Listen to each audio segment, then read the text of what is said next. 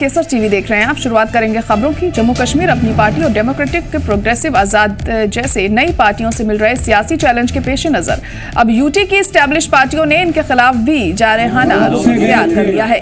पट्टन में national conference कारकुनों के इजलास से खिताब करते हुए उमर अब्दुल्ला ने कहा कि पार्टी को बदनाम करने के लिए अल्ताफ बुखारी बेबुनियादी इल्जाम लगा रहे हैं।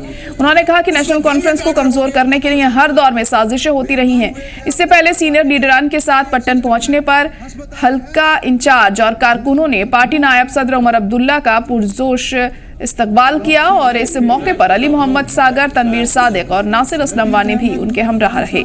उमर अब्दुल्ला ने अल्ताफ बुखारी की तनकीद उससे बयान पर की, जिसमें उन्होंने कहा था कि कांग्रेस ने 2010 में उमर अब्दुल्ला की सरकार बचाने में मदद की थी। उमर अब्दुल्ला ने कहा कि दूसरे लीडरान की तरह उन्होंने सौदेबाजी की सियासत कभी नहीं की।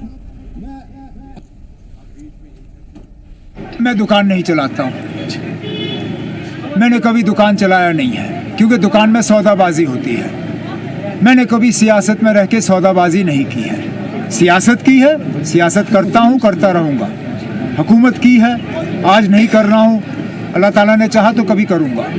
जहाँ तक रही हुकूमत को गिराने की साजिश, इसमें मुझे और कुछ कहने की ज़रूरत ही नहीं है। अल्ताफ बुखारी साहब ने सारा क्लियर कर दिया है कि 2010 में क्या हो रहा था। ये साजिश पहली बार इतनी हिम्मत है मुझे कि इंडिया अलायंस में रह के मैं कांग्रेस के बारे में कुछ कह सकूं। बुखारी साहब बीजेपी के दोस्त हैं, इसलिए बीजेपी के बारे में कुछ कहते नहीं हैं। एलजी साहब के दोस्त हैं, इसलिए एलजी साहब के बारे में कुछ कहते नहीं।